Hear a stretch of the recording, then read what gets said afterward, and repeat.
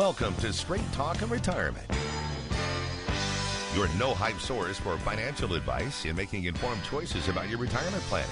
Get on the phone to talk today at 314-931-5877 or text your question to 84126. The opinions voiced in this show are for general information only and are not intended to provide specific advice or recommendations for any individual. To determine which investments may be appropriate for you, consult with your attorney, accountant, and financial advisor or tax advisor prior to investing. Securities offered through LPL Financial, member FINRA SIPC. Investment advice offered through Private Advisor Group, a registered investment advisor. Private Advisor Group and JBL Financial Services, Inc. are separate entities from LPL Financial.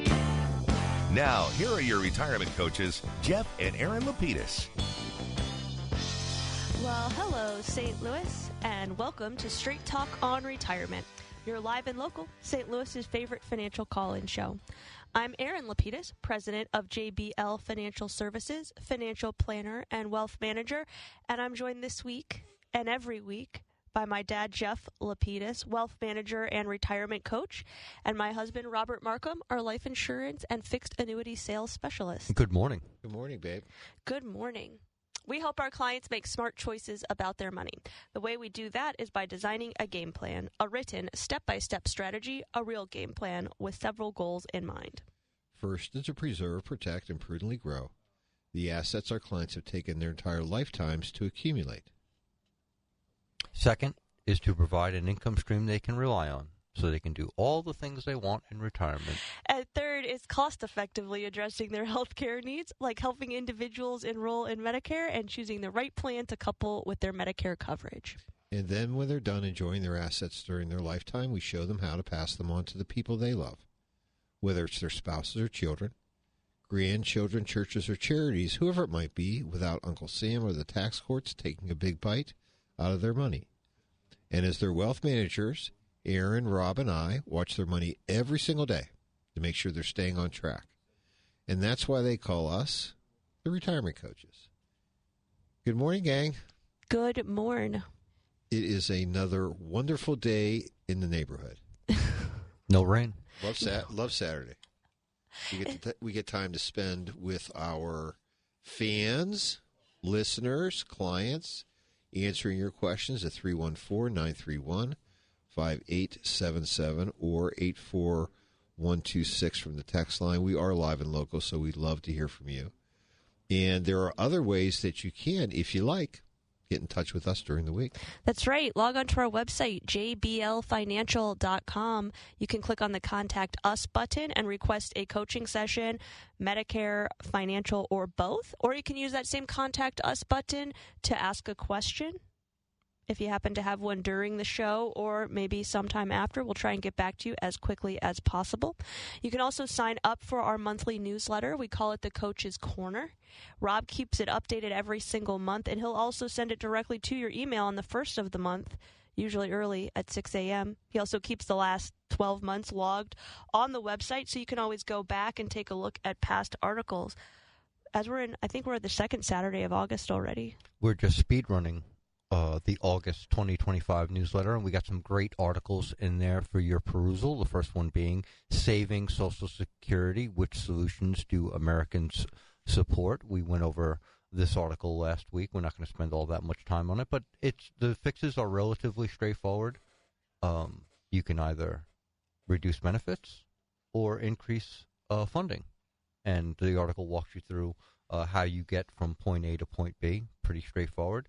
Our next article, Navigating Financial Conversations with Aging Parents. Talking about money can be difficult. Talking about money with your aging parents, even more so. This article walks you through why some of these conversations are needed, why they're going to save you stress and possibly anxiety later on, and how they can be of great benefit to your parents. And our last article, Staycations Are About More Than Saving Money. We know a lot of folks like to travel during the summer. This article lays out some great reasons why you might want to keep it local and maybe take advantage of a staycation. Doesn't mean you have to stay in your house, but it does mean staying relatively close to home. And there's some great points in that article that we've taken advantage of over the last couple of years, certainly when it comes to avoiding crowds and some of the stresses that come along with travel. not having to deal with that is certainly a good thing.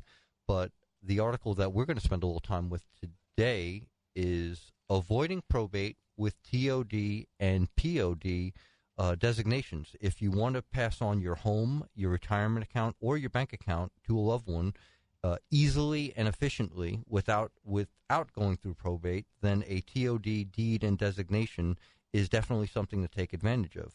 More than half of U.S. states allow for POD and TOD designations on bank accounts, cars, property, and it's certainly a way, and so do retirement accounts. Your beneficiary designations operate in much the same way, and it's a very clean and efficient way of making sure that your assets fall to the people you want them to fall to without having to go through probate. Very timely and important article, I think. Absolutely. Some are easier to achieve than others. So adding a TOD to your bank account usually is a form that you sign at the bank. If you're working with an investment professional, then having your investment accounts updated with either beneficiary designations for IRA accounts or TODs for those joint or individual accounts that you might have can usually be achieved with a signature. However, at least in Missouri, to update a TOD on your car, you got to go into the DMV, have that added to the title. I think different states operate differently. That's why I can speak directly to Missouri. And then, for the home, each county might operate differently, and also each state can operate differently. So here in Missouri, if you are in St. Louis County, just have to produce a beneficiary deed that either you can request from the county courthouse. Sometimes they have a boilerplate one on file for you, or you might have an attorney draft it while you are preparing your will.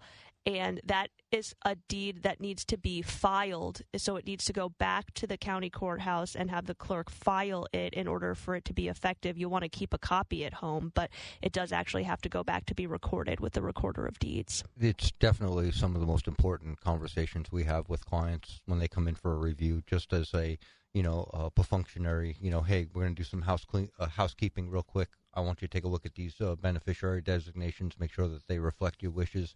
Is everything good on this front? Did your family have an addition? Did it have, God forbid, a subtraction? Do we need to update this? So it's constantly on top of our mind when our clients come in for a review to make sure that their beneficiary designations, are designated the right way and are up to date. Yeah, and also it isn't unusual during first coaching sessions with prospective clients that we do find that folks have accumulated different assets at different time periods. Sure. And sometimes they're not titled correctly, especially if they're creating joint accounts. This joint transfer on death, TOD, is something that's relatively new. And we find that many of our clients or prospective clients didn't have things titled correctly. And so when we're taking over those accounts, we're actually making sure that they get up to snuff. That's a great point, especially if, we've worked with many clients that even on first marriages or been married for quite some time, and maybe they've each individually inherited some assets or they brought some assets to the marriage and never changed the titling. So you might have an individual account in just one of the spouse's names. Well, as we're working with prospective clients or new clients, we can clean up that titling in the transfers so we can make sure everything's either jointly owned if that's the intent, or ensure that the correct individuals are listed to inherit those assets if something happens to the account owner. Yeah, and most folks don't realize that their wills really don't control many assets. Well, anything that has a beneficiary designation associated with it passes automatically to those folks. A TOD, transfer on death, POD, payable on death designation, does the same thing. Also, I think you lead to an excellent point, which is that the will might not control a lot of the assets, which is true. But if your titling doesn't properly reflect the fact that maybe you have a trust, that trust doesn't control anything either. So you want to make sure, if you have taken the time to work with an attorney to create a trust, that you have updated titling to reflect that. So your home might be in the trust, which means you might need to retitle the home in the name of the trust. If you had joint accounts or individual accounts, those can be retitled in the name of the trust. So then when something does happen to you or you and your spouse, the trust then controls those assets. You also need to update your beneficiary designations on IRA accounts to reflect those wishes as well. So just having the document itself does not necessarily the rubber doesn't meet the road automatically. That's a great way to say it. And there have been a few attorneys we've started to work with, a wider range of them now, but the few that we do refer our clients to have now come up with what I think is excellent, which is we have the trust, now what? They'll give you a little bit of a list, because most attorneys, especially when you're working with an estate planning attorney, part of the preparation for your conversation is going to be they're going to ask for a list of your assets. They might even ask for copies of statements so they can see what you have, see how it should be properly reflected, how you would like to divide those assets inside of the trust. Well, now they've also come up with another step, which is what happens now? How do these accounts need to be titled based on what you've agreed upon in the trust? So there are usually additional steps after the creation of that document. And we're the ones that usually do that work because you don't want to pay your lawyer. Execute the work, right, of course. You don't want to pay your lawyer to do that. And there's never a cost at our office to change your beneficiaries as often or as little as you'd like.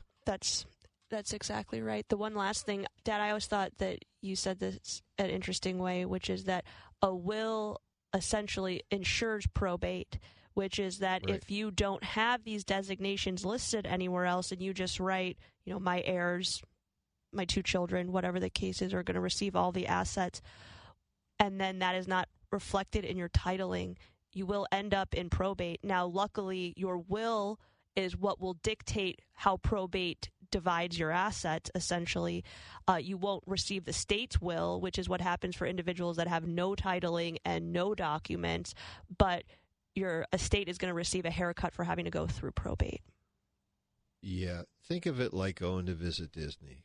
Well, You can either get in line with everybody else, and it takes a long time to get to that ride, or you do the express pass. The express pass is having things titled correctly. Otherwise, you're going to make people wait. It can be up to 14, 16 months. Yikes. In terms of them actually getting control and being able to make decisions about your assets. right, because someone has to be appointed the executor, and Exactly. then the court has to agree that this is how the assets should be divided. Then generally all the accounts have to be reflected that there is an executor, and then everything can be divided. And that process takes time, but even getting, as you said, Dad, to the front of the line could take a little bit of time too. So the last thing I was going to mention on this is, for many people, unlike the Speedy Pass or the Fast Pass, a lot of these designations are of no cost to you. To update beneficiaries on IRA accounts are generally no cost. At least with our firm, there are no costs. To update your TOD, if you create a trust, which usually does have a cost with an attorney, but to retitle things, there's no cost there. To add a TOD at the DMV, no additional charge, nor is there a charge to have a beneficiary deed of your home recorded with the recorder of deeds. I think you make a good point, honey. It isn't really what you're charged, it's your time. And this is really important to make sure that if you have expended money, which you most likely have, to have that will or trust document created or updated. Getting you over the finish line means checking those beneficiaries, and at the same time also sometimes it is making a visit to the county courthouse to do a registering, or to the DMV, etc. So that's all good. Again, our phone lines are open. We'd love to hear from you, 314-931-5877. I was just going to say, if your beneficiary designations say one thing and your will says another, your beneficiary designations are going to take precedent. That is correct. And to wrap this up, we do have a great text question on this topic. And our texter writes, "Good morning. I am single. I've never been married. And what I want to do is, when I die, give my 3 sisters that live out of town my house and everything I have. I do not want to go to probate. Is this a difficult procedure since they are out of town?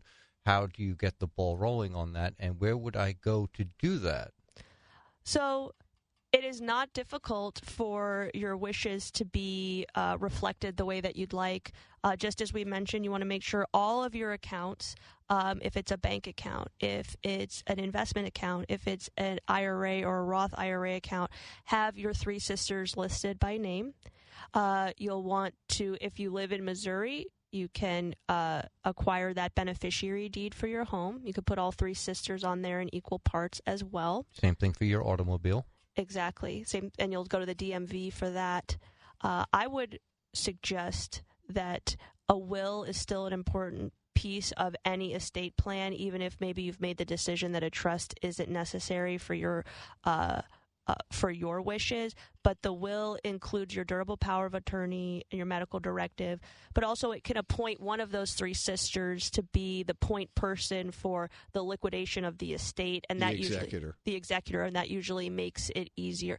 Executor is the official term, correct, that you would use. Or God forbid, if our texter got put out of commission for a little bit, was on ice, and one of his sisters had to step up and just handle his affairs while he recuperated.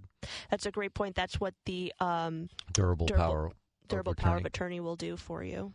The only other thing is let them know where, we're talking about location, your important documents are stored, so they can get access to them, and then also naturally you'll want to include in that space any important names and telephone numbers for those folks that are going to be taking care of the disposition of those assets.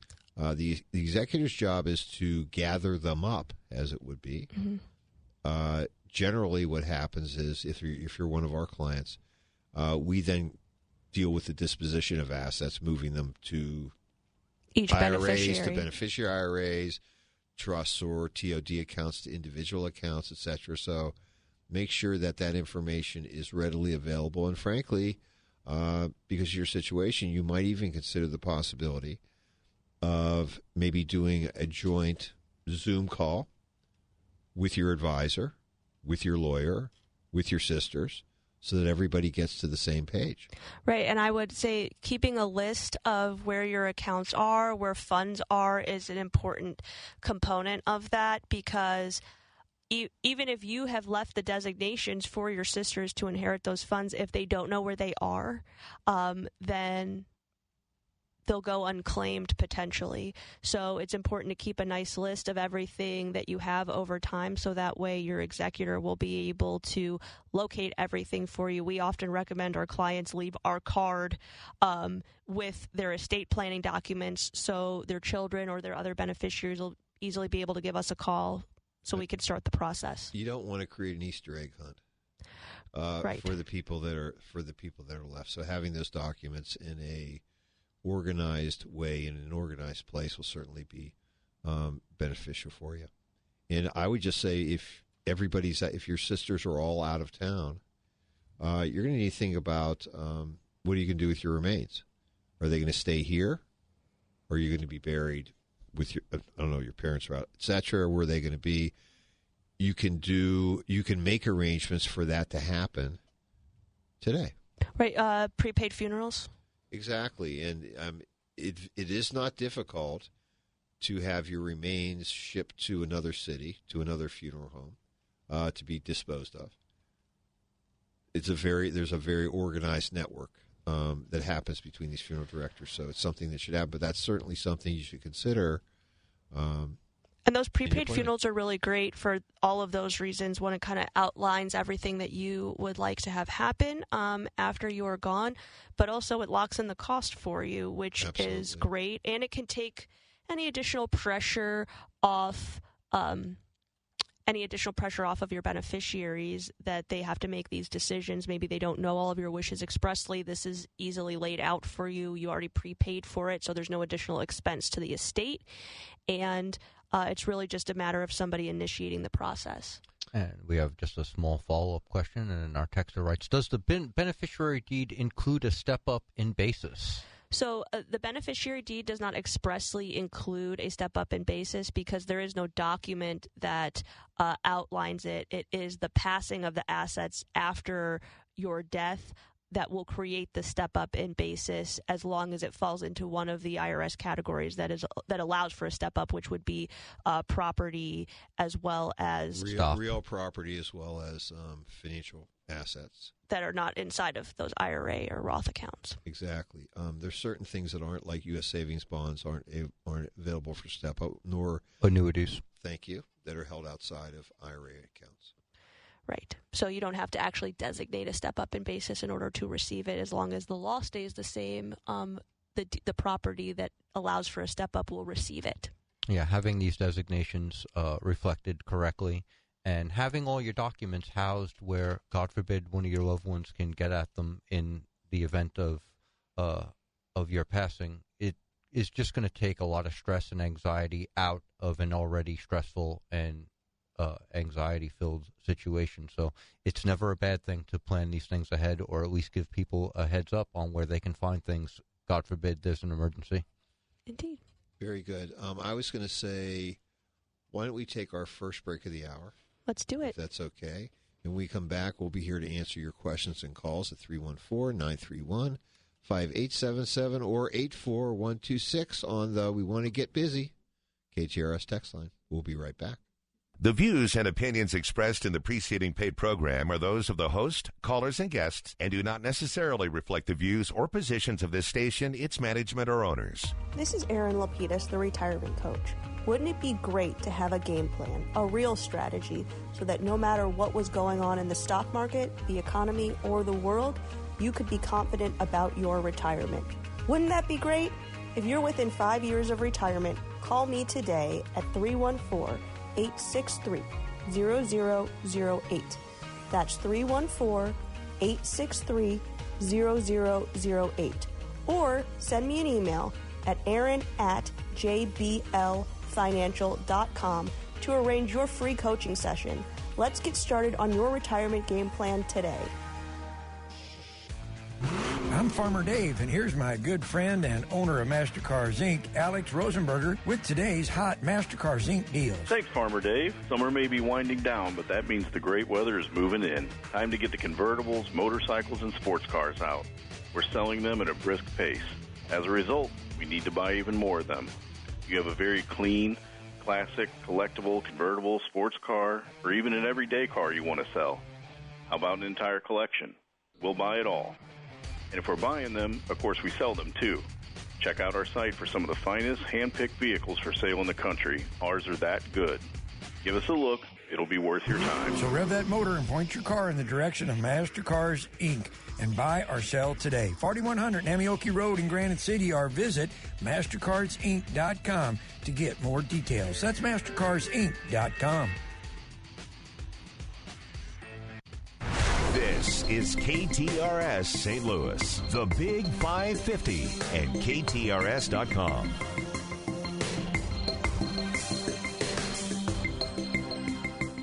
Make a splash this summer with Dogtown Pizza. The weather and the pizza ovens are heating up, so stock up on 12 different flavors of your favorite Dogtown. Why cook hamburgers on the grill when you can get a hamburger pizza? Hot chicken, the SOB and for me, and from the garden, tomato, basil, garlic, and the veggie. Make your next pool party a pizza party with 12 different flavors of Dogtown. One for every swimmer in your house. Make it a Dogtown summer at every local grocery store and dogtownpizza.com. Cancer. We need a cure. We need a cure. We need a cure. We need a cure. We need a cure. That's why the St. Louis Men's Group Against Cancer and the Big 550 KTRS are teaming up to help fight cancer with the 15th annual KTRS Radiothon. Thursday, August 21st, all day long, we'll be helping raise funds to find a cure and help treat cancer victims and their families. All money raised stays right here in St. Louis. You can help right now and be entered for a chance to win a once-in-a-lifetime Masters golf experience. Go to KTRS.com and look for the KTRS Radiothon banner for details. With a $200 donation, you'll receive 3 entries in the drawing for a chance to win a trip for 2 to the 2026 Masters last day on a private jet. Trip includes round-trip flight, transportation to and from Augusta National, tickets to the prestigious Masters with food and beverages included. Plus, you'll also receive 4 St. Louis Cardinals tickets to the September 16th game versus the Cincinnati Reds, 2 tickets to a Blues preseason game, 2 tickets to City 2's game at Energizer Park on September 12th. And all for your $200 tax-deductible donation to the St. Louis Men's Group Against Cancer KTRS Radiothon. The 15th annual KTRS Radiothon is a service of the Big 550 KTRS Cares and presented by Londoff Chevrolet and Londoff Autoplex, the City of Florissant, SSM Cardinal Glennon Children's Hospital, the St. Louis Cardinals, Altair Travel and Cruises, and Spectrum Eyeglass Repair.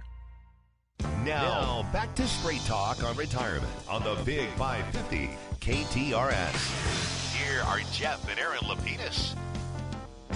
Well, it's 9:30 here on the Big 550 KTRS. We're halfway through hour number 1 of Straight Talk on Retirement. And naturally, we're live and local, so we'd love to answer your calls and texts at 314-931-5877 or 84126 from the text line. And we've got some text that just came in, and our next texter writes, I have quote-unquote frozen with major credit card bureaus. Do I need to freeze with quote-unquote minor credit bureaus or opt out 5 years or permanently? Thank you.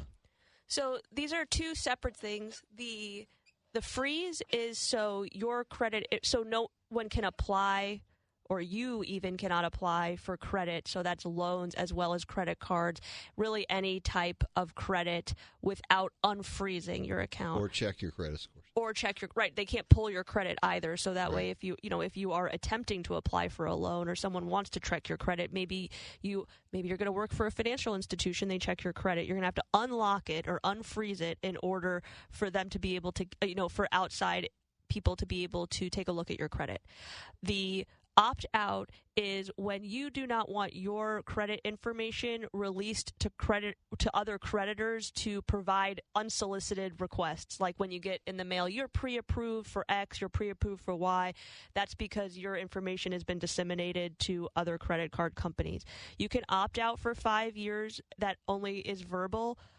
If you want to opt out permanently, you do have to have a form signed and sent back in.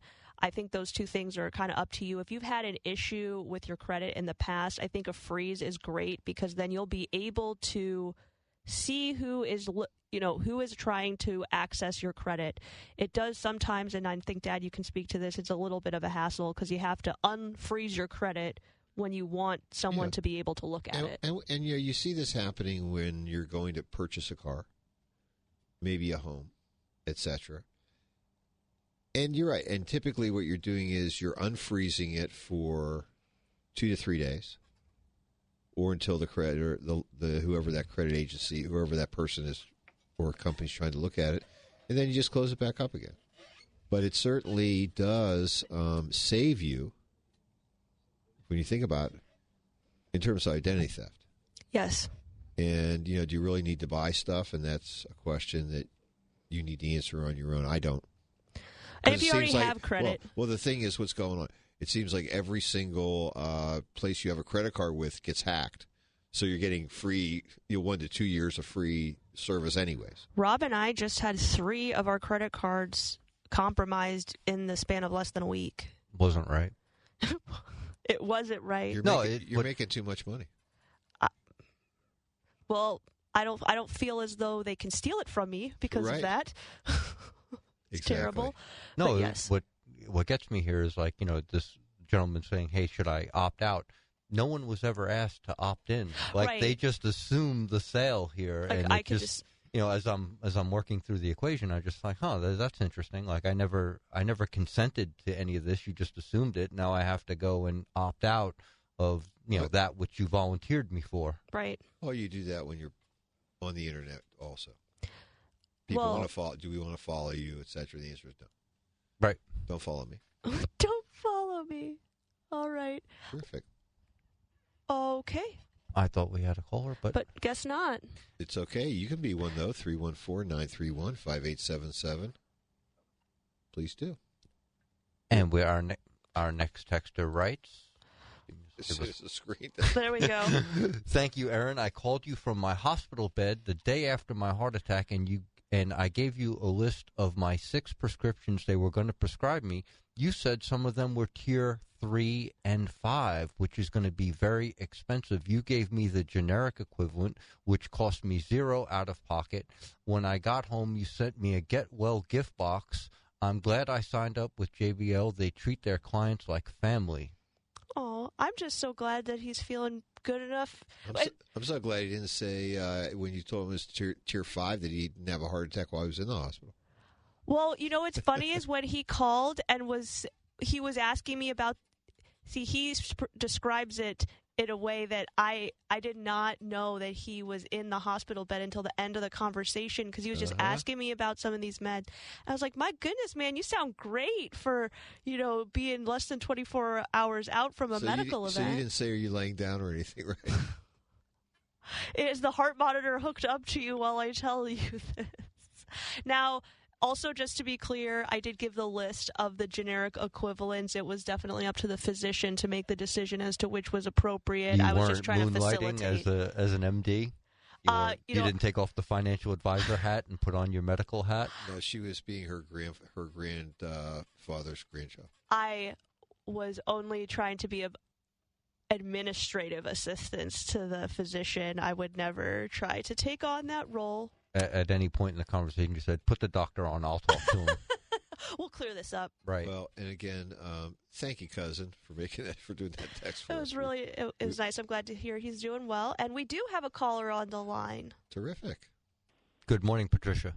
Good morning. My question was regarding the POD and the TOD on houses. I wasn't able to get through before while you were talking about it. Would it be all right to talk to you about it now? Absolutely. All right. I closed on probate on my husband's death approximately almost a year ago. And just recently, in attempting to do something that required the beneficiary deed, it was discovered that the person that was attempting to help me with this went with me to my meeting, and the attorney put the house as he in it as a co-owner instead of a POD or a TOD. I'd like to know how we can take care of that. It sounds like you should absolutely return to the attorney that made this error, and I'm sure that they should be able to assist you. I would request without any additional financial obligation on your part, because this was clearly an error on their behalf, not being very thorough, unfortunately. Then if I'm unable to get them willing to do that, what type of an attorney would I seek for this? Well, I was thinking that you could, which county do you live in? I live in St. Louis County, but this was done in St. Charles County. Well, but your home is in St. Louis County, correct? St. Louis County, yes. Well, why don't you just, if you file a new one? You can't just remove people. They would have to sign. Well, that person is agreeable to do this, but we didn't know how to go about doing this. I think you probably have to you have to probably get the old one and sign on the back of it and have a new one in substitution for it. So it sounds like we do not have the answer to this question. Right. So you most my recommendation would first be with ease. I would just reach out to the attorney and ask him how you correct this. It doesn't mean he has to do any of the work, because if you can just take it down to the courthouse and file a new beneficiary deed on the house, that's probably the easiest, but you don't want to show up at the courthouse and then them send you away. That's like going to the DMV and having to get back in line again. So I would first just give that attorney a quick call, see what the quick resolution is for that, because usually we generally work with estate planning attorneys that do this work, but they are not the only type of attorneys that can be of assistance. Yeah, I would certainly call them before you kill them. Would this be something if I came to you that you would take care of? No. Unfortunately, no, we don't do that work. We just help facilitate. So either if you needed a new attorney, or if we knew that you hadn't had that updated, or you didn't have anything for your home, we would suggest that you take care of it. But we don't have any attorneys in-house, unfortunately. Right. Well, thank you very much for your help. You're very Our pleasure. welcome. Yeah, we'd love to help you, but that's not our gig. It's outside of our purview. Exactly. Yes. And the text line is just heating up. We're very appreciative this morning. Thank you. And our next texter writes, is there a step up in basis for if I gift appreciated stock to my children while I'm still living, there is not.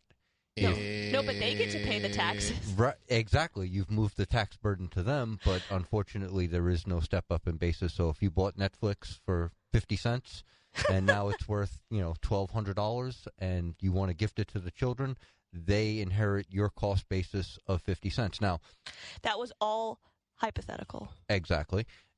If you were to pass away, or when you pass away, if they were to inherit the stock, then they would inherit the cost basis as of the date of your death. Which is fair market value. Right. So the step-up occurs only after death, not during life. Pretty clear. Yep. Right? Yes, Very absolutely. good. Thank you for the text. And our next texter writes, what is your advice on Trump's executive order that will make it easier for alternative investments to be added to 401k accounts? Thank you. So although I was interested in reading about this, however, the reality is that each individual company that 401k plan is going to be able to make the decision as to what is going to be added into 401k plans that they administer. In addition to that, it might be based on your company's plan, because each company has the opportunity to design their 401k plan. So, for example, sometimes you see the ability to trade individual stocks inside of 401k accounts that aren't necessarily company stock. Sometimes you don't. So, although the rule is blanketed that you are able to add alternative investments into 401k accounts, it doesn't necessarily mean that every 401k is going to have them. The only thing I would add is alternative investments are generally not publicly traded. Right. So therefore, they're subject to higher risk, lower liquidity. A lot higher fees in a lot of cases, too. And it'll be interesting to see what the plan sponsors, like, we can use the names, Fidelity, John Hancock, Vanguard, some of the big ones, how they're going to permit these type of investments to come into their funds lineup, if you want to look at it that way. Right. Which is good. So the thing is that it sounds good, but it may not be for you. For many folks, it may be a little bit more risky. And if anything else, this is not something that you would look at putting the majority or even close to the majority of your assets in. It's a alternative, so it's yes. usually meant to be a smaller proportion of your assets. Right. The other important thing is, just as in with everything else, you want to review where is the best place to hold the type of investment that you are looking at. So although alternative investments might be newly available inside of your 401k, is that the best place for you to hold them? Is it the least expensive option or place for you to hold them? Because although they are now allowed in to 401k plans, we haven't seen any of the specifics as to if there are any fee controls, if there are any controls in terms of how much and when you can add to those accounts. So I think a lot more of this is going to have to be fleshed out before we have any true definitive opinions about this. I wouldn't be the first person to run to sign up. Period. Right. Got to put some more meat on those bones. Exactly. And this could be, we could be looking at something that we're not even seeing for even a year. It's going to take a while for the dust to settle on this, but certainly, and also for the fund companies to decide how they're going to implement or even choose to implement that. Well, I mean, there's a lot of due diligence that goes behind this, and I can just tell you that with alternative investments, let's use the word illiquid investments that are in our clients' accounts or from alternative investments that other people sold them. Yes, and those are usually. I mean, that's the nicest way to put it without getting too specific. Yes, right. I agree with that. Which we're not allowed. It's also important to consider how do these alternative investments fit into your game plan, especially knowing that most of the time when we are considering those type of investments, they have reduced liquidity. So what does that look like for you if you are within 5 to 10 years of retirement and you've now put something into the portfolio that you're not really going to have access to maybe when you want it. So sometimes the new things aren't the greatest things. So you still want to make sure, I think this is a good opportunity to use one of your phrases, Dad, which is all of these options, all of these securities, they are tools. They're not our solutions. So first we need to know where you need to get to, where you want to go, and then the right tools will become more apparent. Yeah, and I think once we're able to view what is being made available to our clients' retirement plans, we can then come back and I think make some comments. So good question, but a little early for us, right? And we've got a follow-up, and our follow-up says, can you refuse that from being added in your plan? You can't refuse it from being added in, but you don't have to invest in it. Just like now, you have a lineup of quite a few funds available to you. You might only be using a select number of them. You could only be using one if you're maybe using a target date fund. There are quite a few other options available. You don't have to elect to divert any of your contributions or your employer's contributions on your behalf into those investments. Very good. And our next texter writes, thank you for your POD-TOD discussions this morning. I've been trying to get my aging parents to title their accounts correctly. Can you name anyone as a beneficiary, and does that include charities? Thank you. The answer is yes. Anyone you would like to add, you are able to add. You just have to sign on it. The last signature that's dated is generally the one that stands. So if you want to add children, you want to add charities, if you'd like to add institutions, like we have clients that leave funds to their alma maters, you are absolutely able to do so.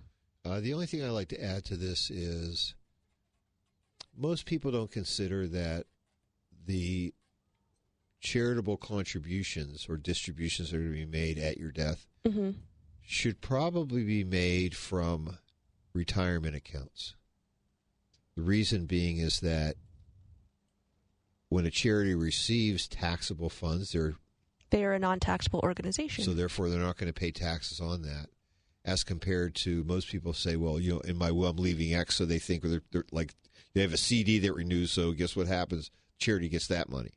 Well, that means the people that are living are then stuck with the human beings, are then stuck with the taxable thing. So therefore, think about the other way, which is give the highly taxed stuff to the tax-free people. It's a good idea. Very good. Oh, and we have a question about reduced liquidity. All that means is that specifically alternative investments sometimes have restrictions on being able to sell what you have purchased. So that means if you need the cash, so you need the liquidity, there may be restrictions on when you can redeem those shares you have purchased. These aren't open-ended like a mutual fund, where you can just buy and sell them on a daily basis, essentially. Exactly, because a lot of these things are linked to properties or equipment, which are typically longer-term leases. So they're linked to payments of someone else. Right. So they're just not that liquid, and you want to be careful. Right. And I mean, especially if you feel that this is something you want to include your portfolio. And here, I think you made a great point. If you're within 5 years of retirement, they're never going to go away. It's not like there's never any good deals. Okay? So therefore, if this is something you want in your portfolio, wait till you've moved your money to your self-directed IRA and invest in it then. You also make an interesting point. This is such a new directive that let's ask the question, which I don't think anyone has the answer to yet. If you were to purchase something illiquid inside of your 401k, traditionally how it works when you roll your assets over is everything liquidates to cash inside of your 401k, and then a check is issued to either yourself if you're just taking the cash, which we generally don't recommend because you're going to be taxed on it 100% in that moment, or you're doing a direct rollover into an IRA or a Roth account depending upon what type of 401k you have. Everything liquidates to cash and then moves over as cash. You get to reinvest how you'd like. Well, if you have an illiquid asset, they're not going to be able to transfer that in kind, most likely. So what that means is, at least as of this moment, you would be able to partially liquidate your portfolio.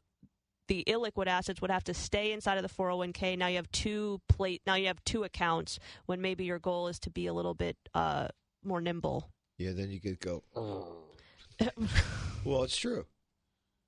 Because you want to have that liquidity, and so I think it's time for us to take our second break of the hour. When we come back, we'll be here to answer your calls and your questions at 314-931-5877, or send us a text 84126 on the hot and heavy KTRS text line. We'll be right back. The views and opinions expressed in the preceding paid program are those of the host, callers, and guests, and do not necessarily reflect the views or positions of this station, its management, or owners. A tennis professional is sought in St. Louis, Missouri. Must have bachelor's degree in exercise science, plus 6 months of experience as a tennis professional, plus professional tennis registry certification. Send resume to Veta LLC, 12320 Old Tesson Road, St. Louis, Missouri, 63128. Attention, Mr. Spanos. Again, send resume to Veta LLC, 12320 Old Tesson Road, St. Louis, Missouri, 63128. Attention, Mr. Spanos. This is the Big 550 KTRS St. Louis, Alton, Valley Park, St. Charles, and the world. Streaming live at KTRS.com. Diana from Newstetter's Fine Jewelers here to remind you, we don't just offer the best pieces, we offer one of the last master hand engravers in our country. My father can create timeless, personal, and unforgettable pieces. Come by our showroom at the corner of Big Ben and Doherty Ferry or learn more online at wowdiamonds.com. Hi, it's Jill Farmer for Premier Heating and Cooling. Summer temps sure put our air conditioners to the test. A few years ago, before I knew about Premier Heating and Cooling, our air conditioner was on its last legs.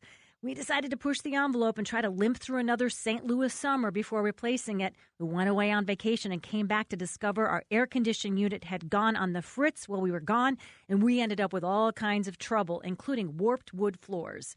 That delay in replacing our worn-out unit was an expensive mistake.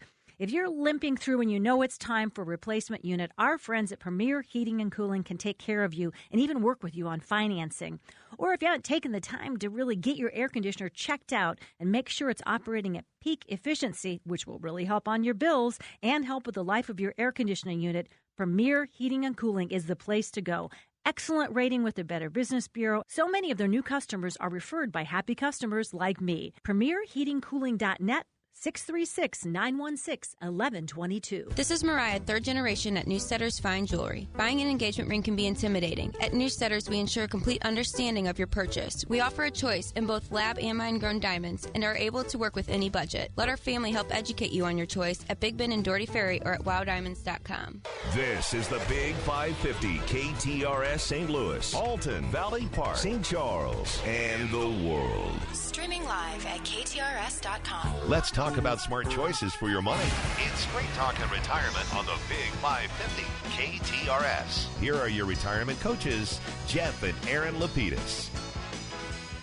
Welcome back to the show. We've got about 7.5 minutes left.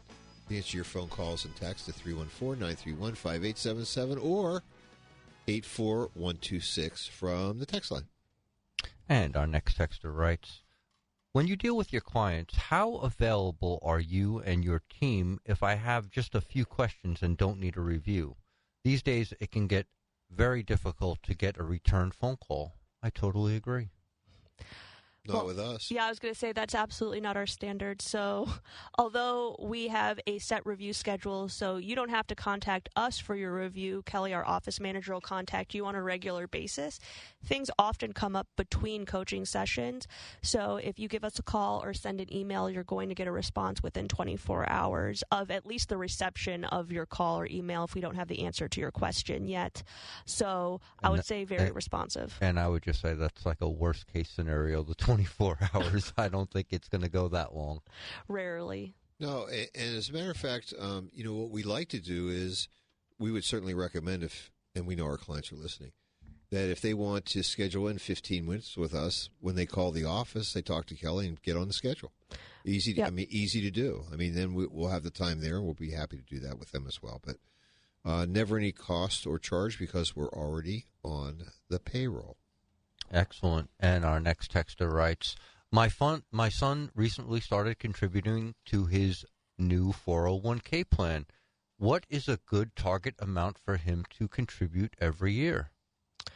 So I would first base this off of what is he able to contribute without creating any issue with his expenses. You don't want to start creating the need to use credit in order to make contributions to retirement accounts. And then my second thought would be, at minimum, meeting the employer match. I think that's interesting, honey, because that's not the response that I gave you. I don't think you were right. When you called me for with your first job. After I cried and got off the phone, my daughters are grown up. She's actually putting into a 401k. I suggested you put in 10%. I think it was 5%. Well, either way, you also knew my financial situation, which was that I was living rent free. So I had a little bit more I think liquidity. If you're in a situation where you're able to make a contribution, certainly at least doing the employer match makes sense. Mm-hmm. On top of that, if you can go to 5%, I think that's a great start. And we do find that most folks are able to ramp things up as their income grows, and frankly, as they're able to get through the child phase, which is the high school, the college phases. If they do have those with children, then they're really in a position at the very end, towards the end of their careers, to really ramp up. But 5% would be a great number to start with. I would only add putting in to the amount your employer would be the floor in my mind. The ceiling would be as much as your son can possibly sock away. I mean, it can't up to the contribution limit. Well, no, I assuming would he also had an emergency fund as well, already pre-established as well, because we always like to say save first before you invest. Can never go wrong putting money away is my general feeling on it. Agreed. The question was about 401k contributions, though. If he doesn't need it, just keep stuffing it away. And our next question, how long does a coaching session last? That completely depends on you. It also depends on which one of us you're meeting with. I resemble that remark, honey. That's right. So, again, I think we would have a little division as opposed to our answer to this question. Usually we try to keep it to an hour to be respectful of your time. However, and we have a few times on the schedule in the next couple of weeks where we're meeting with current clients that need more than an hour for a review. Some of them are bringing in their family members, so they want us to get to know the kids. So that's usually a little bit more than an hour because we'll have some conversations that include the kids and maybe we'll have some that do not. Or if we're doing some advanced planning, maybe we need a little bit more time. But usually we keep both our coaching sessions and reviews to about an hour. I would agree. That's the goal. And our next texter writes, I am currently recovering from back surgery. Hope everything is going well. But I would love to have a coaching session. Is it possible to conduct a session over the phone or through Zoom? Yes. There are lots of coaching session questions, but yeah. Absolutely. We're very happy to do that. What we would, though, request is for us to receive, we would send you a list of financial documents that we would like to see, and if it's possible, we'd like to get a hold of those before the meeting so that we can be prepared as if you were sitting in front of us, so that we really can make the time valuable for you. And our office manager tries to make that as easy as possible on you. So if you don't want to scan or it's not already on your computer, we send you an envelope that's already stamped and addressed so you can send that stuff back to us in advance, or we can take it electronically, whatever is easier for you. Yes, but again, it's important to have your financial information available to us so that we can examine you. Absolutely. And our next texter writes, how is inheriting a Roth IRA different from inheriting a traditional one? It's more fun. It's more fun for you, less for the government. Right. I would just say the rules are the same. The only thing that's different is the taxation. That's right. So with the new rules, you have to liquidate that Roth within 10 years, but there are no minimum requirements for distributions because there never were for the individual you inherited them from. And there are no taxes on the distributions. So you can take as much or as little as you'd like, with the caveat being that after the 10th year of the individual's passing that you had inherited that money from, it will have to be liquidated. Yes, and since there is no RMD schedule associated with it, you can wait until you're 10. Exactly. Just dump it out, and that might make sense for you because then you're letting it grow income tax deferred, which is a cool thing, right? Absolutely. Absolutely. And our next texter writes, what do I need to keep in mind if I'm going to continue to work after electing my Social Security benefits? So this all depends on how old you are when you elect, right? If you are prior to your full retirement age, they are going to take back $1 for every 2 that you earn over $23,400. So that's definitely something you want to keep top of mind if you're going to work. Now, after you turn your full retirement age, or the year that you turn your full retirement age, they take back 1 for every 3, up to $59,520. After you've completed that year and now you're beyond your full retirement age, there is no take back. That's cool. And you know what there's also never take back about? What's that? Tuning in for our next hour? Exactly. So don't touch the dial. We'll be back with Straight Talk on Retirement after these messages.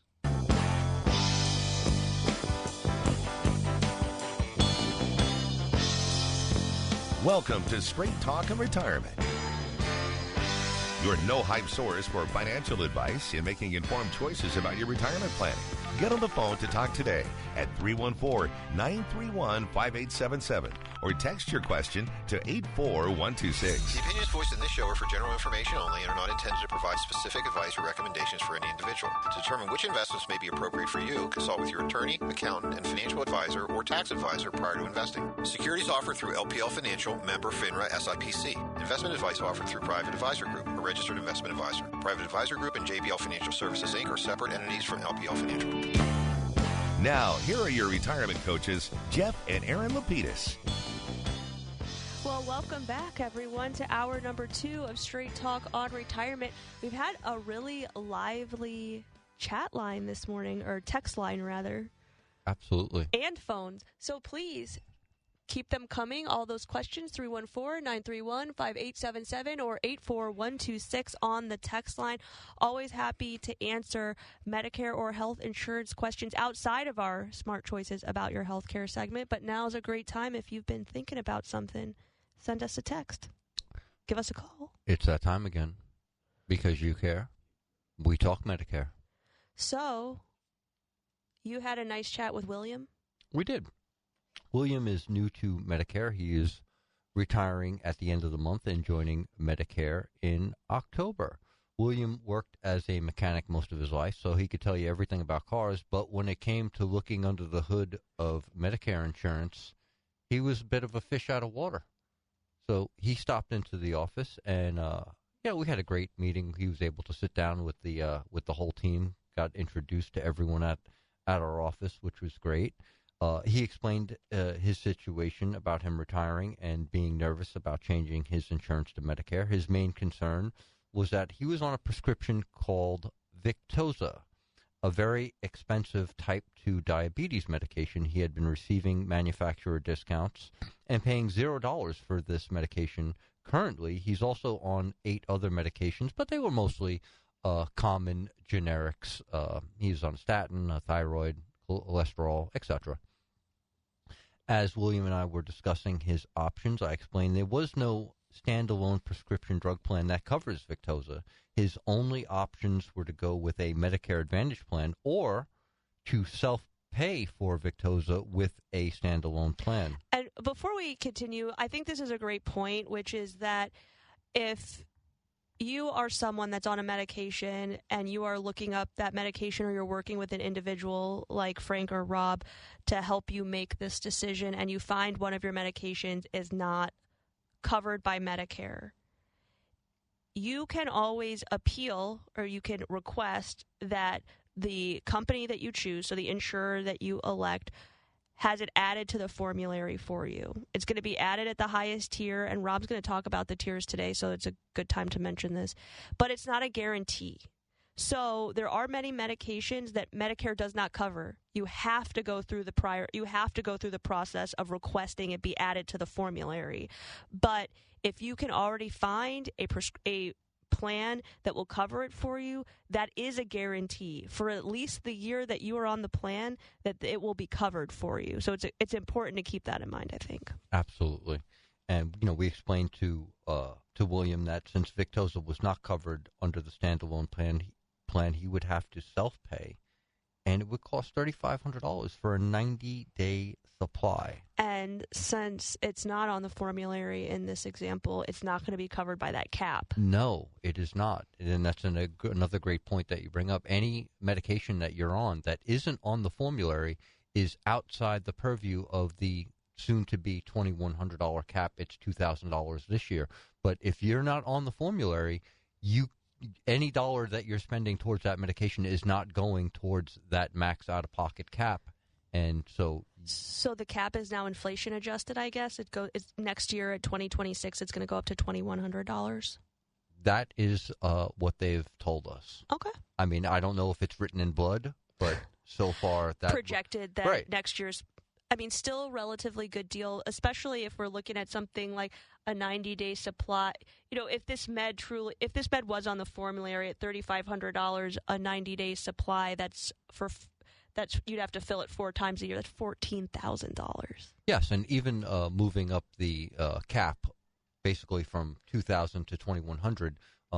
Still a lot of protection. It's a 5% increase. My math quickly, but I mean that's still a lot better than the donut hole construct that we were in a couple of years ago, I think. So I'm guessing that William was not interested in paying $14,000 a year for his Victoza. William said there was no way he was doing that, and he asked how much he'd have to pay under Medicare Advantage.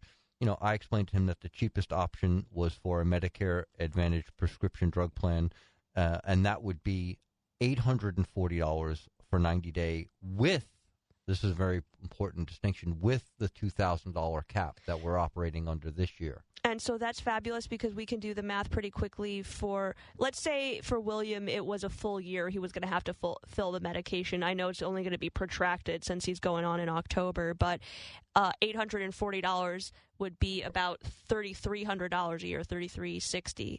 Well, the cap is going to cap him at $2,000, so he's going to save $1,360 even with a relatively pricey med. Absolutely, and the only carrier that we could find that had it on the formulary was Aetna. No other insurance company covered Victoza, and with the combination of his other medications. He liked that option, obviously, much better since it would have that cap and protection of $2,000.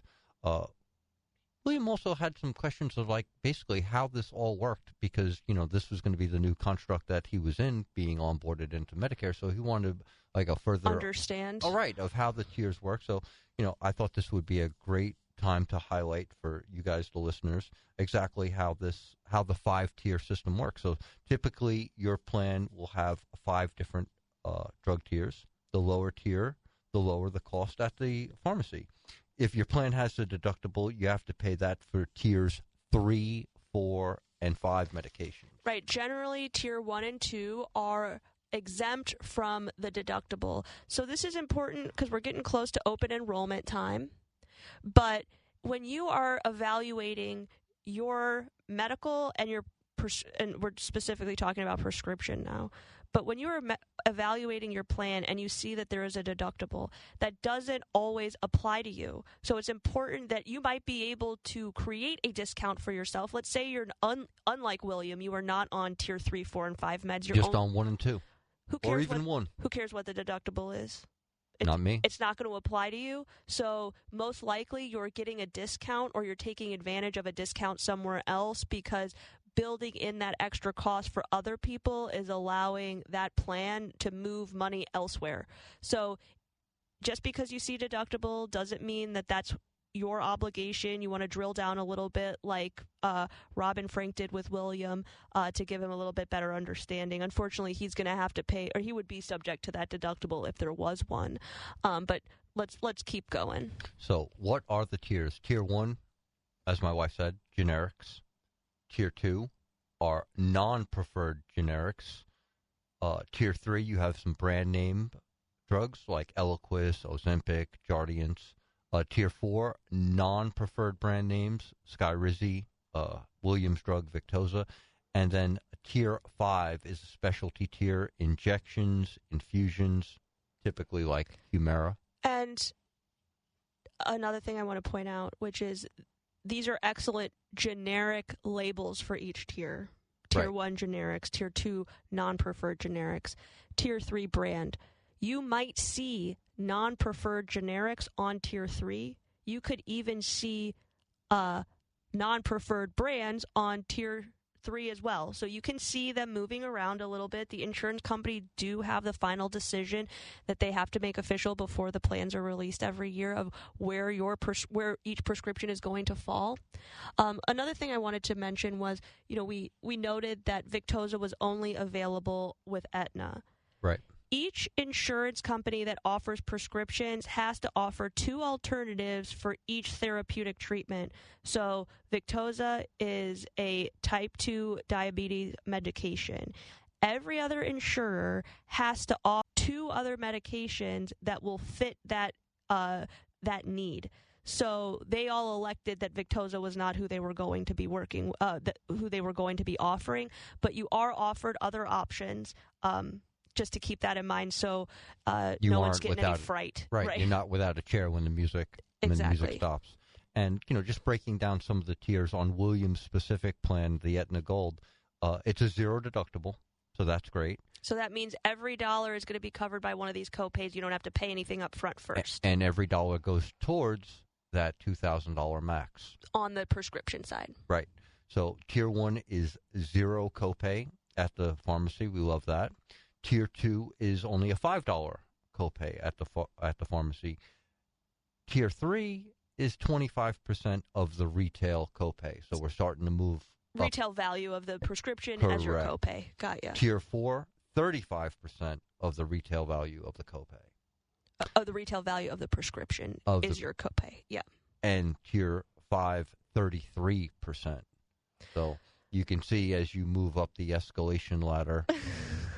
It does become more expensive. Tier 5, that one is called specialty. I often refer to it as the Medicare tier because, like in William's case, let's say that he wanted to roll the dice and pick a different plan that wasn't the Aetna plan that already had Victoza on the formulary. He says, I'm going to roll the dice. We'll submit the request to have it added to the formulary. It's going to be added at Tier 5. Even if it's not a specialty med, it's not an injection, the insurance company is only required to add it in at Tier 5. So even in William's case, if he says, I'm going to roll the dice with a different insurer, he would be paying more money even if it was added to the formulary, right? Because even if he got the formulary exception and they're still adding it in at the most expensive tier. At least he gets the $2,000 cap, but you're going to get there faster because you're paying 33% of the retail value versus only paying the 35. Oh, interesting. Tier 4 is 35%. Oh, I'm sorry. I'm looking at the wrong one. Okay, so it would be less expensive for him. Yeah, getting that formulary exception is going to be worth its weight in gold because, as we said, going from $14,000 to the protection of $2,000. I mean, no one likes paying anything, but I mean, $2,000 sounds a lot better than $14,000. Absolutely, but it is a gamble. So going with something that, if we found something that fit, I think that was a great solution. But you took it a step further with William, didn't you? We did. We looked at the same program under the United Healthcare ST4. Which is essentially United Healthcare's HMO version of the Aetna Gold plan that we were looking at. So we tried to pick 2 very large carriers, very similar medical plans. Right, and tiers 1 and 2 are both 0 as far as the copay. Tier 3 is $47 instead of a percentage, which is rather interesting. Tier 4 is $100 flat instead of a percentage. And Tier 5 is 28% of the retail. There is a $420 deductible. So, you would think that this would be a stronger pharmacy option for William, but it doesn't have Victoza on there, so obviously we didn't go with that. I just wanted to include it so that, our listeners would have some semblance of what it might look like between plans. That's a great point, and I think just pointing a few of these things out is important. So if we look between the deductibles, no deductible with Aetna, $420 deductible with United Healthcare. Because the deductible only applies to Tier 3 through 5 medications and you have the protection of the $2,000 cap, I would not shy away from a United Healthcare option if everything fit for you because you already know you're going to hit the $2,000 most likely. The $420 goes towards that number. You can also start to use that smoothing provision where you pay the same amount, about, $166 a month for the medication. So you're not going to see wild swings in what you owe at the pharmacy every month. However, flipping back to the Aetna policy, it's on his formula.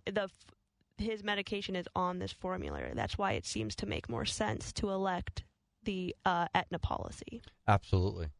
And we've got some great text questions that we want to get through. And our first texter writes, I realize that you don't have specifics yet, but what are your general thoughts about where renewals are going for Advantage plans in 2026? Thanks. This is a great question, and all I can do is base it on past history, which is that I would believe that most of the plans are going to be staying relatively similar in the upcoming year. We do know, because they've been in the news quite a bit recently, that United Healthcare had some actuarial issues that are impacting their finances. So we might see some, just as we saw last year, that Aetna made changes to the extra benefits that were available to enrollees. They really didn't change a lot of the medical side of things. We're going to see United Healthcare's version of those cost-saving measures. We haven't even had the opportunity to see what the new plans look like yet. That's actually going to start coming up in the next couple of weeks for us. But what I can say is that United Healthcare is going to have to make some decisions, just like Aetna had to make last year. These things usually come in waves, so we will see what it looks like. But for those of you that have been on Medicare Advantage for multiple years, hopefully you've noticed that, yes, you do see changes. Some are more impactful to you personally than the overall market, but usually we're seeing just little tweaks. And that's what one of the benefits is of using this open enrollment period is, if something seems minor to me, the broker, but you use that benefit every day or you're using it on a regular basis, we need to find you something more cost effective. That's why for all of our clients, we always recommend a review. Even if nothing's changed for you, the plan's changed. So we want to take that opportunity. Or if something has changed for you and the benefits on your current plan are not meeting your expectations, we like our clients to call us before open enrollment, so that way we call you, say we need to get you on the calendar. You let us know that the durable medical equipment on this Medicare Advantage plan is not what you want it to be. We need to find you a different plan, or you've got certain things coming up this year or happened last year you want to avoid in the upcoming year. We can get you on the schedule to have a personalized review. Yeah, you really don't want to wait, because here we are. It's crazy to say it because, we're only 6 to 7 weeks away from open enrollment. So the sooner you get on that schedule, the better off you'll be at making sure that, some eyes are put on these plans so you end up in the right one for 2026. That's right. And our next texter writes, why don't doctors submit the generic brand prescriptions instead of name brand prescriptions without patients asking for them? Grr. Yeah, it's almost like they're in on it. No. Well, I think there's a couple of layers to this. First of all, when you're meeting with your physician, a lot of times they're not asking you what coverage you currently have. So they tend to lean on the brand name medications while you were still working and with private coverage. In a lot of cases, just like William, he wasn't paying anything for Victoza. That's a brand name medication. Absolutely. So for the physicians, it doesn't cost you anything. It's a brand name med. They're okay with it. And then the second thing would be, unlike our texter, and a couple of our texters who have mentioned that they prefer the generic and to pay less, there are some individuals that feel there is some security in a brand name prescription, or they just want the brand name.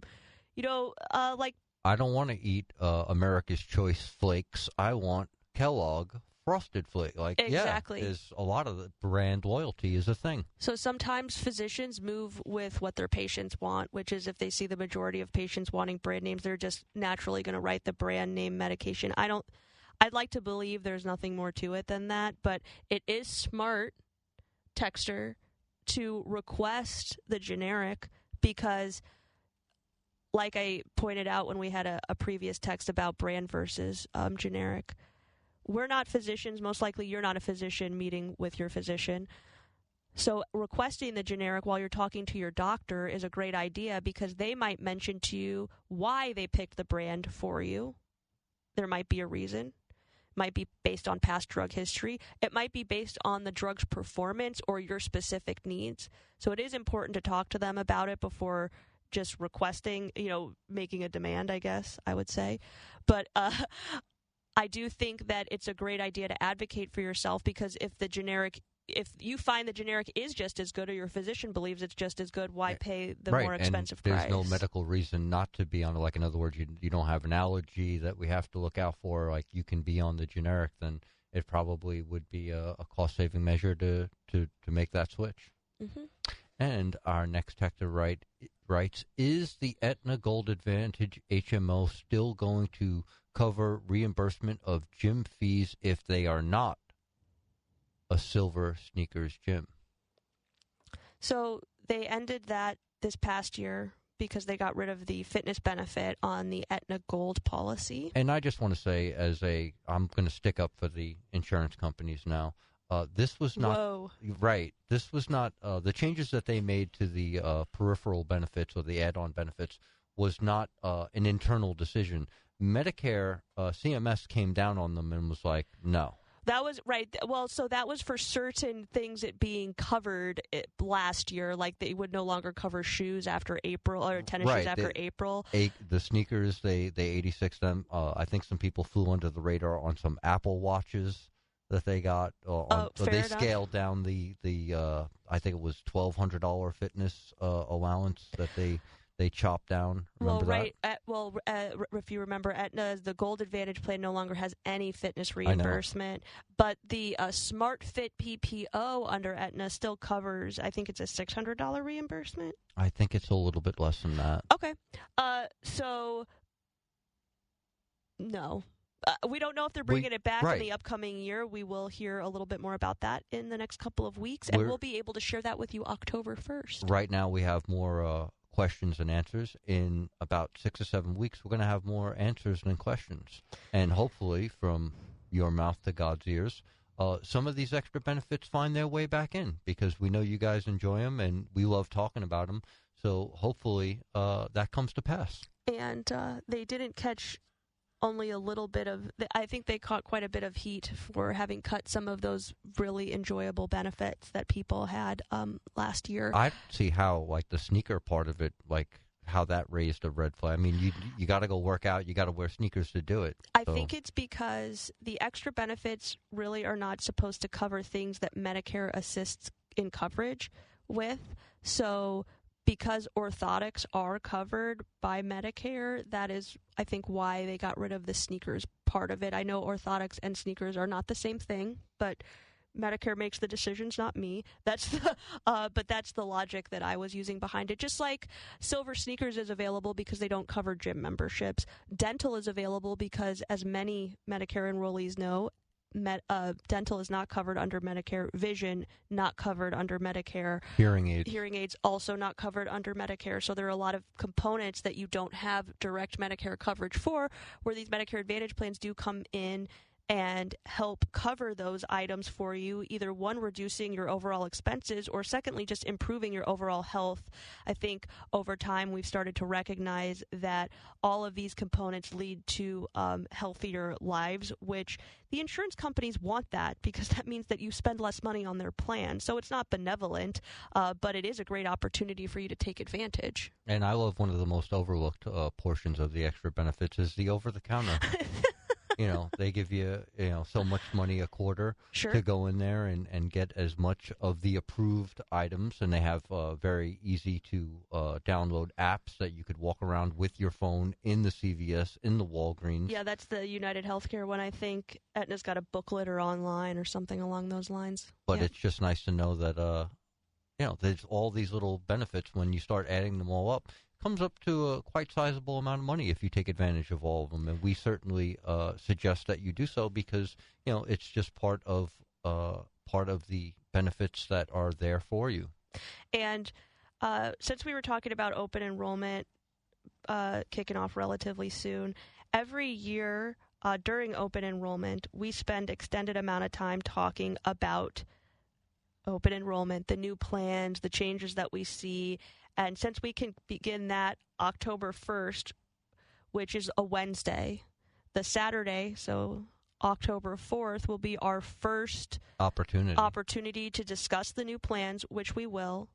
And every week of open enrollment, we usually spend the beginning of open enrollment, so the first month, that October, discussing either the major changes of each plan or what the new plan, we'll spend one show each week discussing the Aetna plans, the changes at United, the Essence, and the changes at any other major carrier. And then we'll go into some of the benefits that we've been able to utilize for people that are coming in to see us.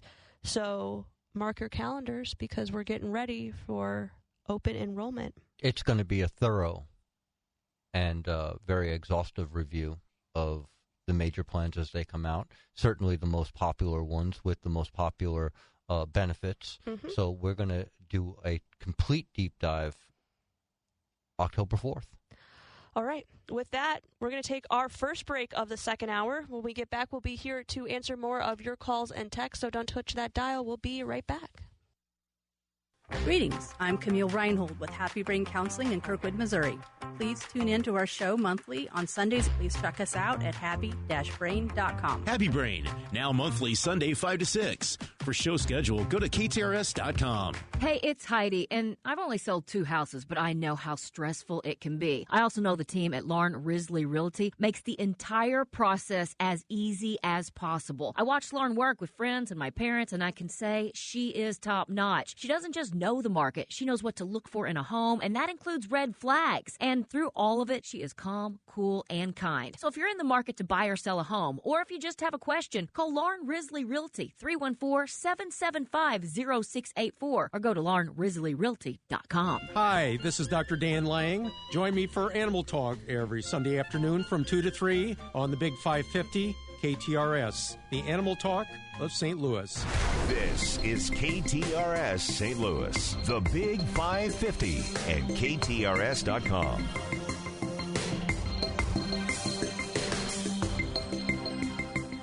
This is Jeff Lapidus, the retirement coach. Wouldn't it be great to have a game plan, a real strategy, so that no matter what was going on in the stock market, the economy, or the world, that you could be confident about your retirement? Wouldn't that be great? If you're within 5 years of retirement, call me today at 314-863-0008. That's 314-863-0008. Or send me an email, jeff@jblfinancial.com, to arrange your free coaching session. Let's get started on your retirement game plan today. This is Erin Lapidus, the retirement coach. Wouldn't it be great to have a game plan, a real strategy, so that no matter what was going on in the stock market, the economy, or the world, you could be confident about your retirement? Wouldn't that be great? If you're within 5 years of retirement, call me today at 314-863-0008. That's 314-863-0008. Or send me an email at Erin@jblfinancial.com to arrange your free coaching session. Let's get started on your retirement game plan today. The views and opinions expressed in the following paid program are those of the host, callers, and guests, and do not necessarily reflect the views or positions of this station, its management, or owners. Let's talk about smart choices for your money. It's Straight Talk and Retirement on the Big 550 KTRS. Here are your retirement coaches, Jeff and Erin Lapidus. Well, welcome back to the last 30 minutes of hour number 2 of Straight Talk and Retirement. Really nice discussion that you guys had. You know, and it's fun because for our clients, we're able to piece together 2 of the extremely important components of retirement planning, which is the game plan so they can have the cash flow that they want, obviously dealing with healthcare expenses. And I've always felt very strongly that, as we talk about also at the beginning of the show, showing them how to pass their assets on to the people that they love without Uncle Sam or the tax courts taking a big bite of their money. And what's interesting is that, the children and grandchildren of the baby boomer generation. That's you guys, okay? You do have some difficult decisions to make. How are we going to spend all of that money? Well, it's interesting because I think there are two underlying issues, and I read an article this morning or the other day on the internet that kind of addressed this issue about are the children or is generation, is it Z or Y, X? X, the one after the baby boomers. Well, right. It's X, millennials, then Zoomers. Z and then X or something, yeah. So the question is that, are they ready to have this transfer of wealth occurring to them? And I would tell you that, at least in, my humble opinion, which isn't always humble, but it is my opinion, that there's two things that they really face here. Number one is that they don't have a roadmap to follow from their parents, i.e. from folks of my generation, on how to deal with money in this way. Because the truth is that they didn't see you inherit large amount. Right. They didn't see you inherit large amounts of money from your parents, because for most parents of boomers, they had maybe some savings bonds, the value of their home, a car. Very short time in retirement plans. Mm-hmm. Our generation, the baby boomers, really, 1990 is when 401ks, IRAs really started to kick off. So, we've had almost 35 years of that, but the previous generation didn't. I think you make a great point about the roadmap or the habits, because when we do get the chance to meet with the children of our clients, in I would say the vast majority of cases, we see that the apple doesn't fall very far from the tree. Right. Kids pick up on your spending habits, on your saving habits, on your relationship with money, and just like you said, Dad, this is an event they didn't get to witness. I call that baggage. It could be good baggage, though. Well, it is. I mean, the truth is that our parents were role models for us. And they gave us their baggage, which is how their parents dealt with stuff, etc. That's how you deal with things. The other side is that many of them, unfortunately, they're younger. Therefore, they don't have a lot of their own wealth accumulated. And at the same time, what that means is that they're not currently working with financial advisors or getting help. Our clients are fortunate because their children inherit us. That's right. So before we get into our topic, we've got somebody on the line. We don't want to make them wait too long. Absolutely. Because, I can be long-winded. Indeed. Good morning. Kathy. Hey, good morning. Oh, I'm sorry. Rusty. I'm sorry. I can't read that far away. Kathy. I don't sound like a Kathy, but yeah, I'm Rusty. You don't sound too rusty either, so go for it. Well, thanks, Jeff. You're welcome. Hey, guys, thanks for taking my call. I'm self-employed, have my own business set up as an S-Corp. I'm in the consulting field.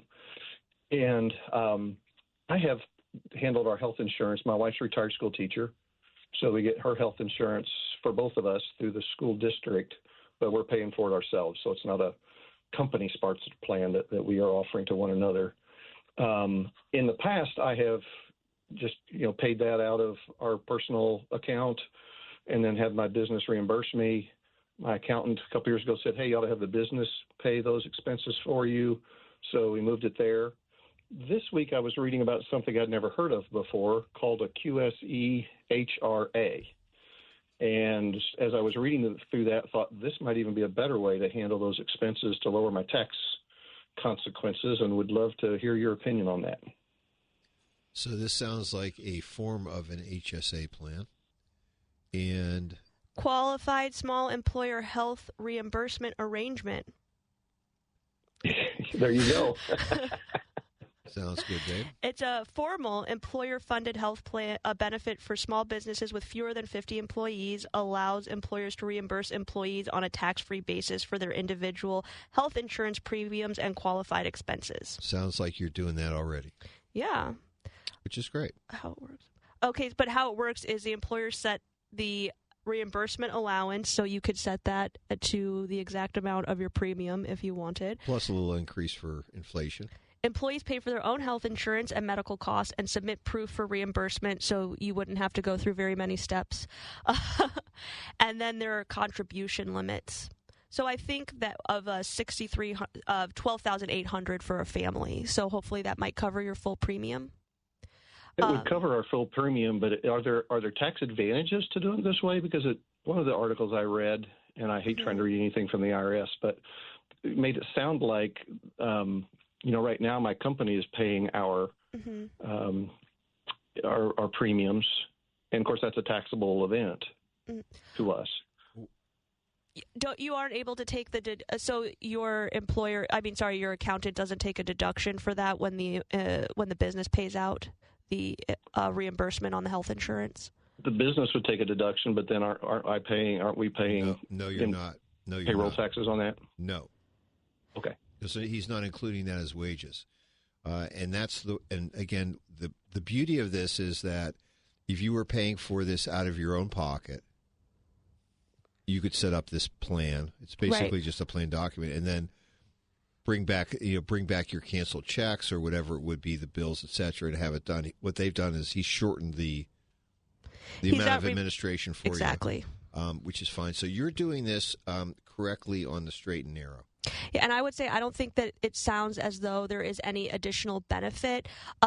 You're able to take advantage of this as the business owner, and you've got an accountant. This would be for companies, maybe if you hired another employee and you wanted to offer them a similar benefit, but you didn't want to offer them health insurance. So you didn't want the expense of an actual plan, but you wanted to provide them with some benefit. There would be limits on how much you could provide as reimbursement, which you got to cap. But I don't think that this would add any additional benefit for you or for the business at the moment. Yeah, you should check with your CPA. But, I mean, just could you imagine if your daughter, the one that you brought up, kicked you out of your health insurance plan, but then she lets you come back in and hand her Medicare Part B premiums so that those could be reimbursed. That's a true story. That is a true story. But that, again, I think your CPA is reading this correctly, and if he isn't, guess what? You get to go after him. Oh, come on. That's true. There's one other thing that looks like it might be an advantage with the QSE, and that is that not only does the company reimburse your premiums, but it appears like it would also reimburse out-of-pocket expenses, medical, dental, vision stuff. Yes, so you could have an additional reimbursement up to $12,800 of total expense, but you could still create an arrangement and talk to the CPA about this where you could have your medical expenses paid for through the business. We offer that to our employees as well. Yes, but you actually need to have a written plan document that outlines this so that, should you get audited, what happens is you can hand the Internal Revenue Service. It doesn't have to be something that's filed with the IRS, but it has to be on file. Right, you have to have it so if you were to be audited, they could take a look at the document, but that's about it. And since you are self-employed and you're doing this on your own, you could set the limits to where you want them. You could also make adjustments to this. If you were to hire employees down the road, you could differentiate between owners and employees as to what the reimbursements might be. Yeah, so you're not really pushing the envelope at this point, but again, having a written plan if you decide to go past the premium reimbursement phase is certainly something that you want to consider. Okay. That's the answer I was looking for, guys. I appreciate your help. You're welcome. Have a great day. Great question. We've got one more to go before we get back to our topic. Okay. And our next texter writes, you said full retirement age when having income not account against you when collecting Social Security. If I collect at 65 but my only income is 401k withdrawals, does the 401k withdrawal count as income against Social Security, or is 65 full retirement age? No. So 65 is not full retirement age. For most people at this point, it's 67. However, 401k withdrawals do not count against that. Earned income. Right, earned income. So wages are what Social Security is going to tabulate towards that 23,000. What is the number? 23,000. 23,400. So, say in our texter's example, he wasn't taking 401k distributions to. He had a part-time job. He's working at Bass Pro Shops, and he loves it so much. He's pulling down $40,000 a year, that overage of the $23,400 is going to count. So that $17,000 right, would count against him. Against your take back, and they would begin to take back $1 for every $2 that you receive over that $23,400 mark. So in that example, it would be about a $8,500 take back of your Social Security benefit. Right. There are various forms of income that are considered to be taxable. But when it comes to Social Security, what we're talking about here is wages. Now, the 401k distributions are going to count against how your Social Security is taxed, which threshold, right. But there's no take back for distributions from retirement accounts. Yeah, exactly. So, good question. Not an unusual one either, by the way. Well, before we get back into our conversation about the babies of baby boomers, why don't we take our last break of the hour? Sounds good. Don't touch that dial. We'll be right back after these messages. Now there's a new way to take charge of your blood sugar. Introducing new Garlic Healthy Blood Sugar Formula from the makers of the nation's best-selling garlic supplement. New Garlic helps maintain healthy blood sugar levels with clinically supported levels of garlic, plus a custom blend of vitamins and minerals, and it's odor-free. Take charge of your blood sugar with new Garlic Healthy Blood Sugar Formula. These statements have not been evaluated by the FDA. This product is not intended to diagnose, treat, cure, or prevent any disease. Use as directed. This is Erin Lapidus, the retirement coach. Wouldn't it be great to have a game plan, a real strategy, so that no matter what was going on in the stock market, the economy, or the world, you could be confident about your retirement? Wouldn't that be great? If you're within 5 years of retirement, call me today at 314-863-0008. That's 314-863-0008. Or send me an email at Erin@jblfinancial.com to arrange your free coaching session. Let's get started on your retirement game plan today. This is the Big 550 KTRS St. Louis, Alton, Valley Park, St. Charles, and the world. Streaming live at KTRS.com. Do you hear that?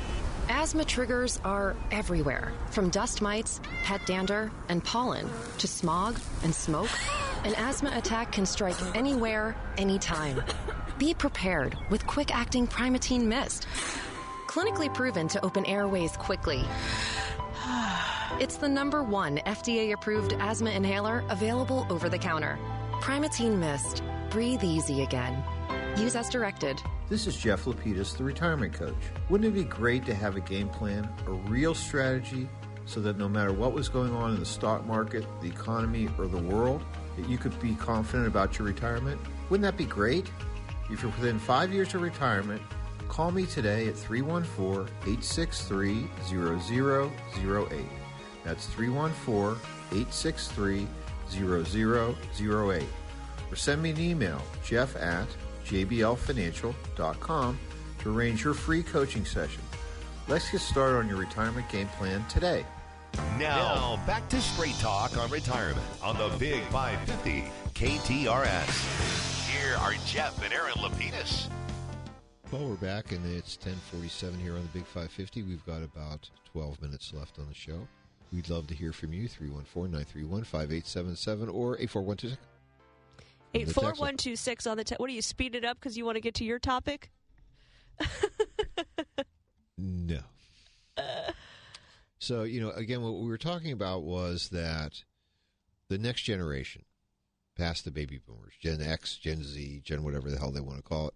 Well, it's really the millennials or the children of baby boomers. Thank you. They don't have a roadmap on how to deal with inherited wealth because their parents probably didn't.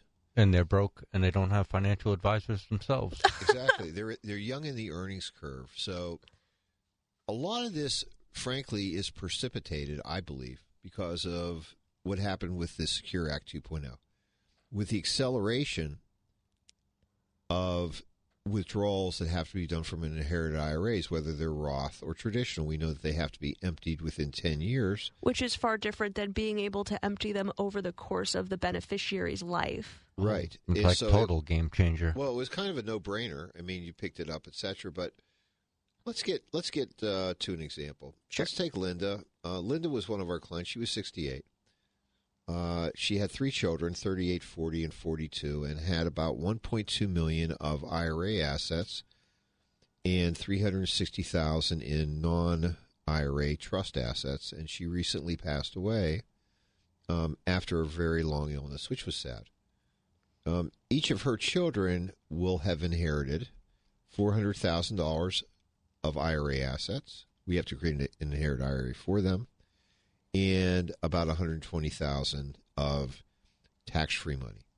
Right, because they'll get a step up in basis of the investments inside of that after-tax account. So what are some of the actions that they should consider taking to reduce, muffle, hopefully eliminate income taxes, federal income taxes that could be due, but at the same time be able to enhance their lifestyles? Well, the first thing they should consider is take advantage of pre-tax contributions. Right now, 401k maximum contribution limits are $23,500. None of them are over 50 years old, so they're not eligible to make a catch-up contribution yet, but they could increase their contribution to the limit by reducing their pay by the amount that they were taking from those withdrawals out of mom's account. Right, so we could take a taxable event and basically make it neutral. The distribution from the beneficiary account is going to be taxable, and there is no minimum that each of the beneficiaries has to take because mom was only 68 years old when she passed away, so not RMD eligible yet. So if one of the daughters maybe was making no contributions, she could start pulling $23,500 a year. That would be taxable, but reducing her pay at work by $23,500 will reduce her taxable income by the same amount, making a taxable event now non-taxable. Yeah, she's not able to import mom's IRA into her own, but by doing this, she's able to, in a roundabout way, kind of reverse engineer it. Well, the other thing is because she does have 10 years, all the kids have 10 years to right. Liquidate this account. In years 7, 8, 9, 10, etc., for a couple of them, she will be over 50. That's right. They will be over 50, and so what will happen is they'll get that extra $7,500 catch-up contribution that they could also add. So they're really up to, almost $31,000. It could be indexed eventually with inflation.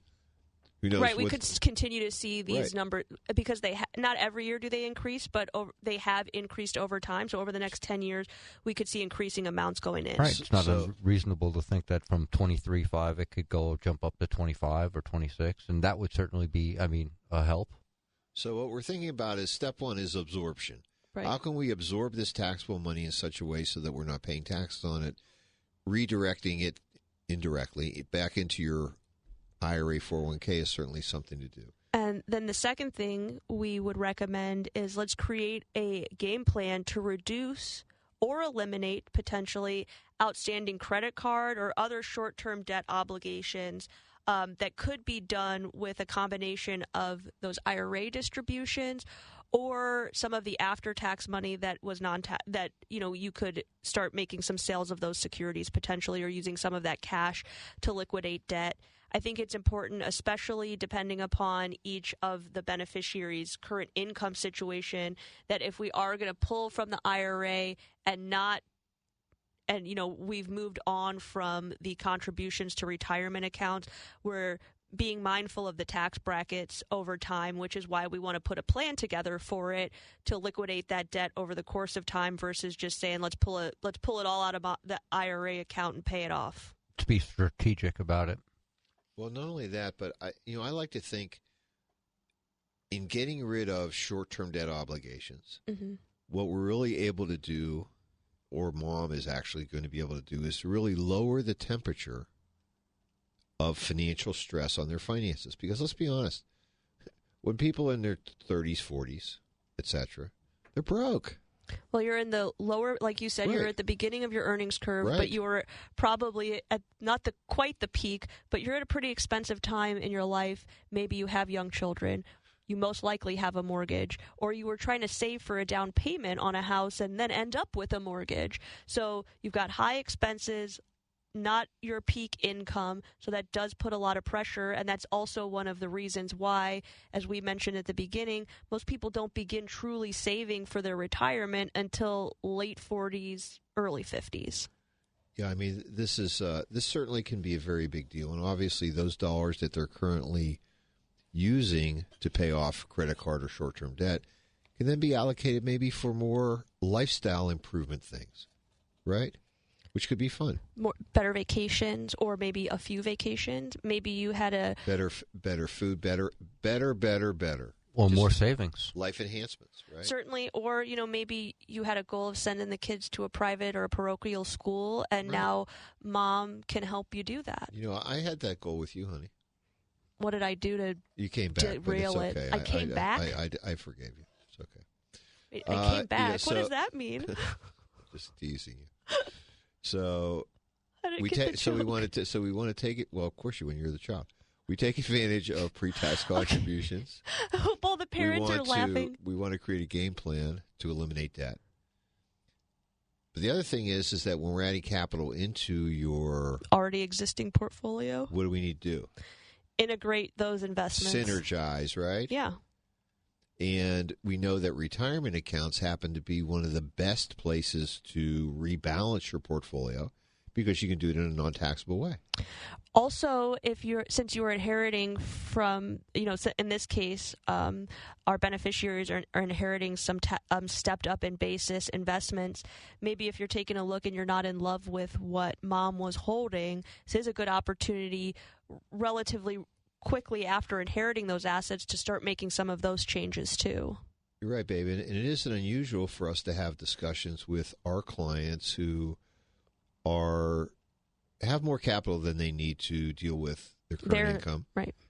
We're talking about them, instead of investing for them, investing for things that maybe their children might want to inherit in the future. Instead of being more conservative, maybe we're looking at something a little more growth-oriented. Right, or instead of being dividend-oriented, we're, again, looking at growth. Exactly, because of the step-up in basis that we certainly know that occurs. The last one is a big one. Think about your estate plan. So now it's your turn to start thinking about how you are going to distribute assets. Right. How is this money going to affect your current planning? And we've talked a little bit about that. But for some folks, is this a time to maybe begin to move assets to your children? So it's doing some gifting, potentially. Exactly. Helping them enjoy their life, maybe bringing the financial temperature down on their lives, especially because you can imagine if we know these parents that are receiving this money, they're in their 34, early 40s. That means their kids are probably little babes getting out of high school, maybe going into college, that type of a thing. So wouldn't it be great for them to maybe get a financial start in some way from a gift indirectly from grandma? Kind of cool. It would be kind of cool. Absolutely. So it really creates an opportunity, and I think the tax law has done this, to do some intergenerational planning, something that we enjoy doing. And, at the end of the day, I have always felt, look, we get paid, we're investment advisors. We get paid to preserve, protect, prudently grow our clients' assets, to create an income stream for them that they need so they can do all the things that they want to do. But at the same time, maybe our most important job is helping them pass on their assets in such a way so that we've maximized and minimized, at the same time, minimize Uncle Sam's involvement so that they can deal with the goals that they have for the next generation or the next one or two generations. And I think to really add to that, not only are we helping for the final dispensation of assets, but really we're helping with our clients that are grandmas and grandpas now, maybe doing some of that gifting in life to their children, to their grandchildren, helping to pay for things like parochial schools or college tuition, or maybe providing the walking around money, as you like to say, Dad, for the kids, right, or like just a variety of things that our clients are now spending money in ways that, probably didn't think about while they were planning for their retirement. Well, they couldn't, because the truth is that their folks were in a financial position to assist them in the way that the baby boomer generation is. because Right. we have been the ones that have been forced to begin the whole process of accumulating assets. We had a client the other day that we talked about that had begun to set up seed money for his grandchildren. That's right, and we can't wait to see all of you next week on Straight Talk on Retirement. The opinions voiced in this show are for general information only and are not intended to provide specific advice or recommendations for any individual. To determine which investments may be appropriate for you, consult with your attorney, accountant, and financial advisor or tax advisor prior to investing. Securities offered through LPL Financial, member FINRA SIPC. Investment advice offered through Private Advisor Group, a registered investment advisor. Private Advisor Group and JBL Financial Services, Inc. are separate entities from LPL Financial. Be listening next week at 9 for more Straight Talk on Retirement with your retirement coaches, Jeff and Erin Lapidus, on the Big 550 KTRS.